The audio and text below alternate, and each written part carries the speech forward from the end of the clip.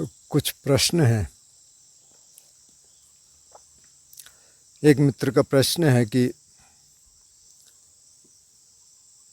अत्तदीप विहरथ, उन्होंने लिखा है अपदीप।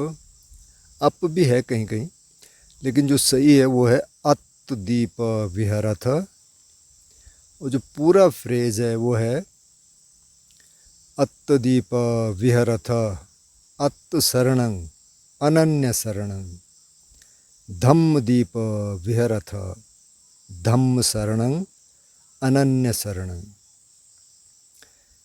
कहीं किसी ने ये भी कहा कि ये बुद्ध के अंतिम शब्द थे। तो ये अंतिम शब्द नहीं थे, लेकिन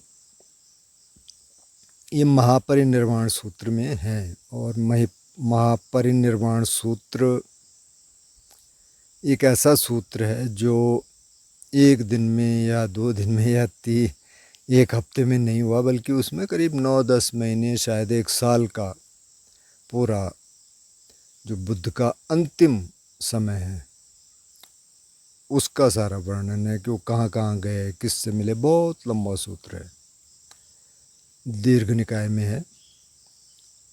तो उसमें बुद्ध कहते हैं कि अत्तदीप विहरथ। अब इसके 2 मीनिंग हैं मोटे मोटे। अगर तो दीप का मतलब ये लगाया जाए कि दिए से है जो जलता है, तो अत्तदीप विहरथ मतलब अपने प्रकाश से प्रकाशित होते रहें। जो भी आप, प्रकाश का मतलब ज्ञान, तो अपने ज्ञान से आगे बढ़ें, अपने ज्ञान से अपनी जो काम क्रोध लोभ मोह उसको ख़त्म करें। बुद्धिज़्म में तो ये कहेंगे, और आगे बढ़ें। अत्त शरणं अपनी शरण, दूसरे की शरण, अनन्य शरण दूसरे की शरण नहीं। और इसी तरह फिर है धम्मदीप मतलब कि धर्म का दीप। धर्म का मतलब शिक्षा, जो बुद्ध की शिक्षा है उससे मतलब है कि धम्मदीप विहरत, उसमें चलते रहे धर्म में, उसी का आप दिया जलाइए, उसी से आगे बढ़िए। एक मीनिंग तो ये है। लेकिन जो दूसरा मीनिंग है जो ज़्यादा प्रचलित है, द्वीप का मतलब यहाँ है एक आइलैंड से, द्वीप जिसको हिंदी में बोलेंगे, चारों तरफ पानी है, बीच में एक जगह है। तो कहते हैं अत्तदीप विहरथ अत्त शरणं, एक टापू बना लो आप अपने चारों तरफ। किसका टापू? धम्मदीप विहरथ, धर्म का टापू बनाओ। धर्म का मतलब जो शिक्षाएं हैं। कहना क्या चाह रहे हैं? वो कह ये रहे हैं कि भाई आप शील समाधि प्रज्ञा का एक कवच बना लो अपनी तरफ, अपने चारों ओर। आप शील पे चल रहे हैं, आप समाधि का अभ्यास कर रहे हैं, ध्यान का अभ्यास कर रहे हैं, और प्रज्ञा का विकास कर रहे हैं। तो इस पे आप चलते रहिए और ज़्यादा चक्कर में मत पड़िए दुनिया के। जैसे वो मंत्र जो तिब्बतन बुद्धिज़्म वज्रयान में जो बार बार बोला जाता है, मतलब बहुत लोग उसकी चैंटिंग करते हैं, ओम मणि पद्मे हुम। अब इसका मतलब क्या है? ओम तो ओम है, ओम से लेवल है। मणि पद्मे, हुम का भी कोई मतलब नहीं है। मणि पद्मे यानी कि जो पद्म, पद्म का मतलब कमल में जो मणि है, कमल में जो कीमती चीज़ है। क्या कीमती चीज़ है? कि कमल होता कीचड़ में है, लेकिन जब आप कमल को देखेंगे तो कहीं कीचड़ छू भी नहीं पाता उसको, कहीं नहीं, कोई पानी भी नहीं रहता उस पर। तो है तो कीचड़, वहाँ से नरिशमेंट तो वहीं से लेना है। आप भोजन तो यहीं से करेंगे ना। अब कोई योगी भी होगा तो वो भी खाना खाएगा, वो भी बाज़ार से आएगा, खेत से आएगा, और जगह से आएगा। उसका भी वास्ता पड़ेगा, लोगों से मिलना पड़ेगा।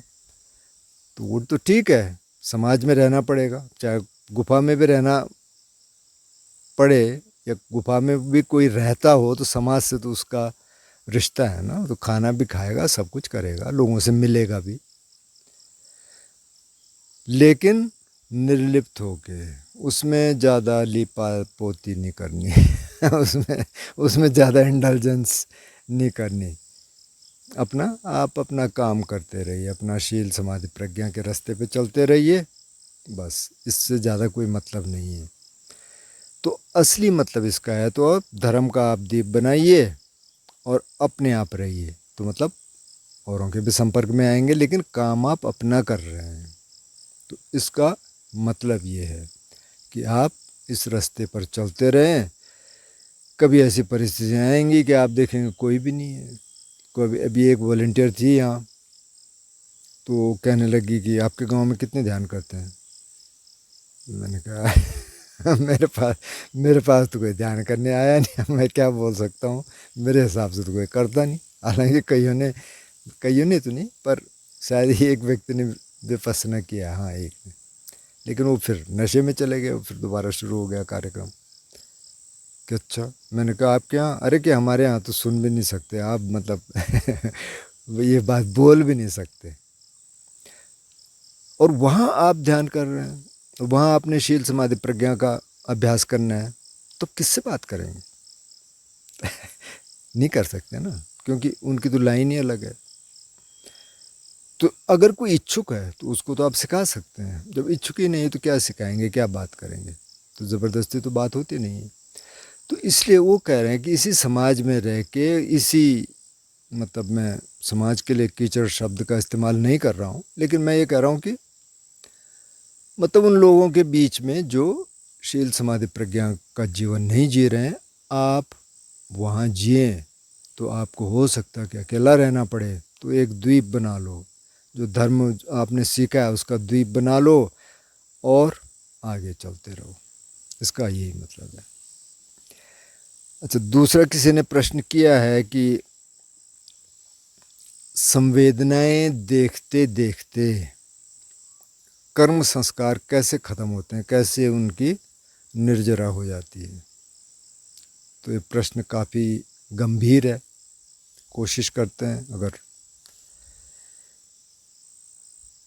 समझा सकते हैं तो। देखिए, जैसे एक माना कोई छोटा सा बगीचा है आपका, उस बगीचे में आपने वीड निकालने शुरू कर दिए, जैसे दिखा वीड निकालने शुरू कर दिए, फिर और वीड आए, मतलब जो खरपतवार आए, फिर आपने निकालना शुरू कर दिया। अगर आप वो नहीं निकालते तो वो बढ़ते, पूरे बगीचे को घेर लेते।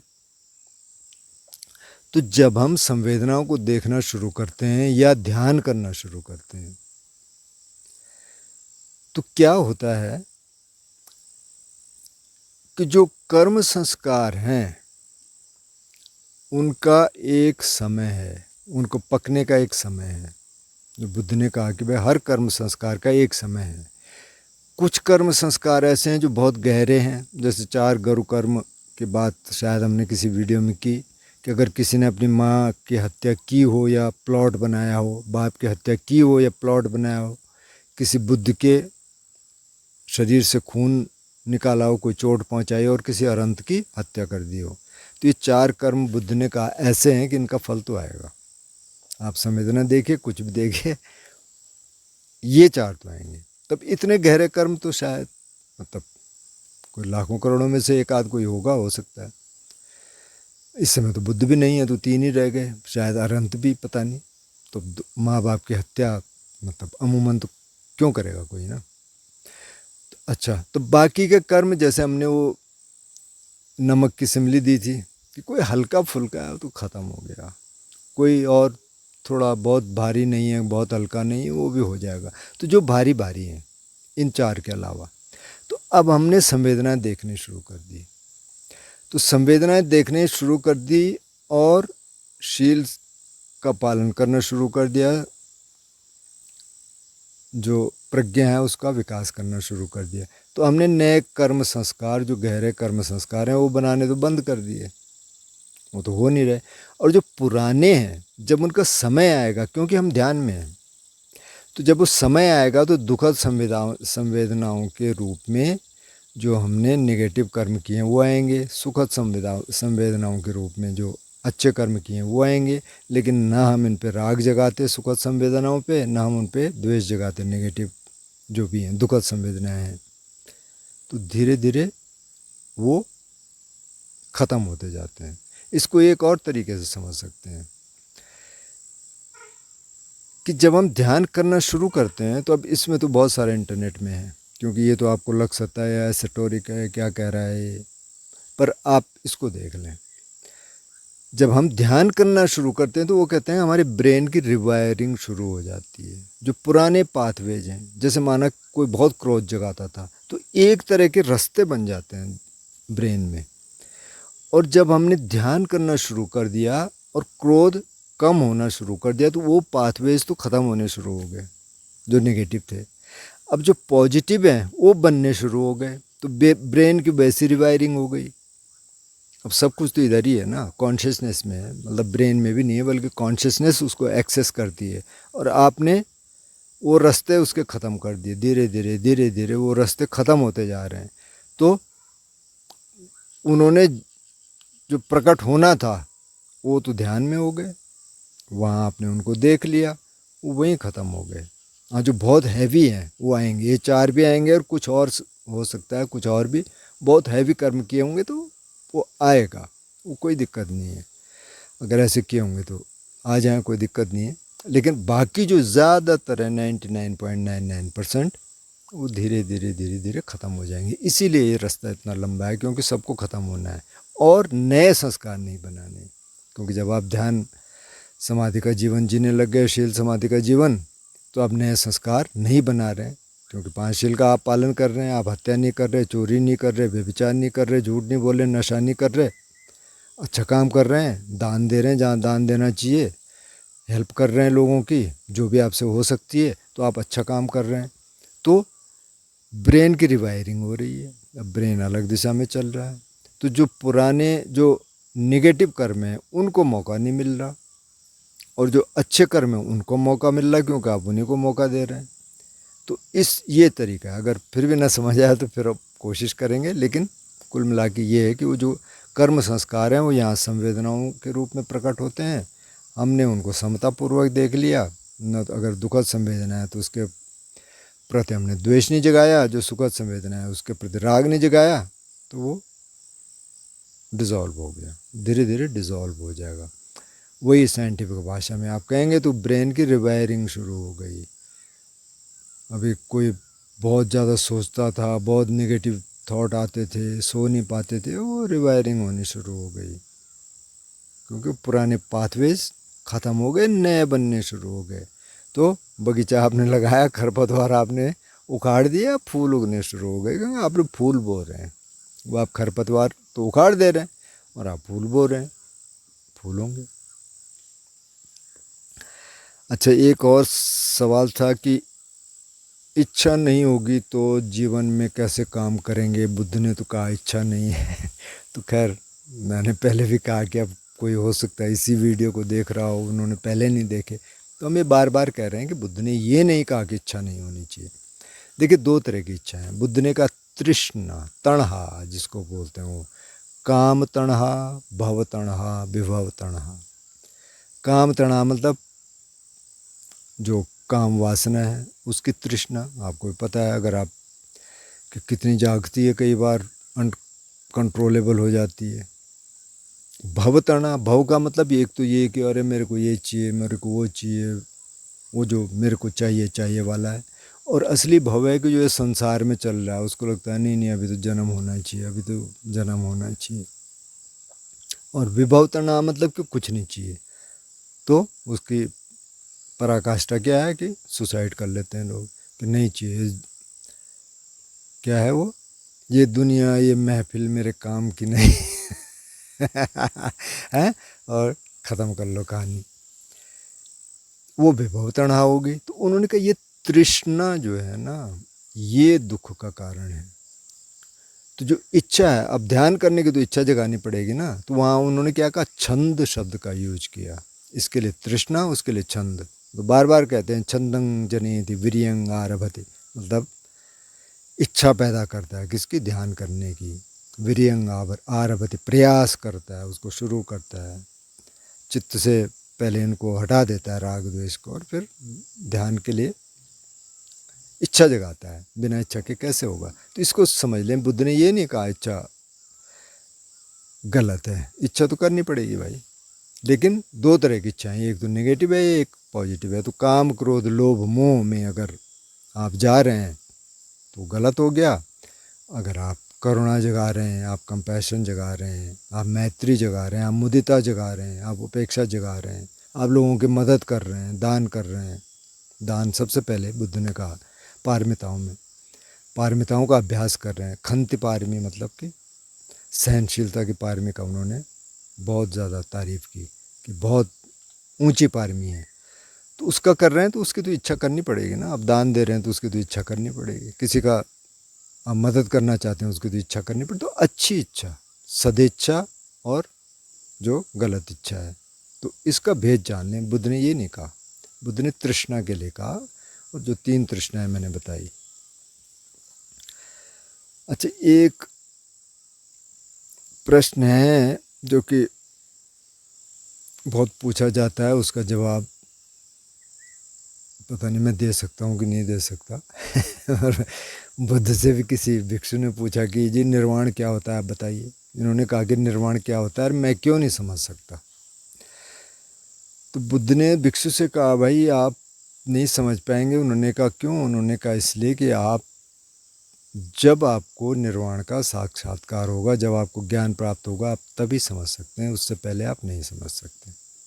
तो एक छोटा सा उदाहरण जो हमने पहले भी दिया कि माना किसी ने गुड़ खाया नहीं, किसी ने मीठा नहीं खाया कुछ भी। अब आप कह रहे हैं कि मीठा ऐसे होता है, चीनी होती है, गुड़ होता है, शहद होता है, फलाना होता है, अलाना होता है। कुछ तरीका है उसको बताने का कि मीठा ऐसा होता है? सोचिए आप, अगर कोई तरीका है तो आप बताइए। तो एक ही तरीका है कि वो चख ले, वो चख लेगा, उसको पता चल गया मीठा है। अब आप ये कह सकते हैं कि मीठा नमकीन नहीं है, मीठा चरपरा नहीं है, मीठा तीखा नहीं है, मीठा ये नहीं है, मीठा वो नहीं है, लेकिन मीठा है क्या? जब तक वो खाएगा नहीं उसको पता कैसे चलेगा? तो इसलिए बुद्ध ने कहा वो नहीं पता चल सकता। तो एक भिक्षु ने कहा कि नहीं जी मुझे तो आप बताओ। तो उन्होंने फिर एक सिमिली दी। उन्होंने कहा भाई देखो, एक दिया जलाया, उन्होंने कहा बुझा दे इसको। बुझा दिया। बोले अब जो इसकी लौ थी ना कहाँ गई? ऊपर गई? बोले नहीं बनती जी। नीचे गई? नहीं। दाएं गई बाएं गई? मतलब उत्तर पूरब पश्चिम उत्तर दक्षिण ऊपर नीचे? उन्होंने कहा नहीं ये तो अप्लाई होता ही नहीं इस पर, वो कहीं भी नहीं गई। तो बोले निर्वाण भी ऐसी ही है। जब जिसको ज्ञान प्राप्त हुआ, जब उसकी देह छूट जाती है, भिक्षु का मुख्य प्रश्न ये था कि तब क्या होता है? तो उन्होंने कहा यही होता है जैसे इस दिए के साथ हुआ। कहाँ गया नहीं बता सकते। इसी तरह से निर्वाण क्या होता है उसको नहीं बता सकते, लेकिन कुल मिला के जो हमने एक वीडियो बनाया था जिसमें सोतापन, सकदागामी, अनागामी, अरहंत इसमें है, आप देख लेना इस चैनल पे, कि वो कह रहे हैं कि जब काम क्रोध लोभ मोह खत्म हो जाए पूरी तरह से तो अरहंत हो गया। तो उसका थोड़ा थोड़ा टेस्ट पहले मिल सकता है अगर आप ध्यान कर रहे हो तो जो समाधियाँ हैं, जो उन्होंने कहा कि प्रथम जाना, द्वितीय जाना, तृतीय जाना, चतुर्थ जाना, उसके भी हल्का जिक्र उसमें किया था। जब समाधि लगने लग जाती है तो वो कहते हैं इसको ये छोटा निर्वाण है। मतलब ये निर्वाण नहीं है, लेकिन ये टेस्ट थोड़ा थोड़ा आपको मिलना शुरू हो गया। तो अगर आप ध्यान करना शुरू कर दें थोड़ा सा गहराई में, थोड़ा बहुत आपको समझ आने लग जाएगा निर्वाण का।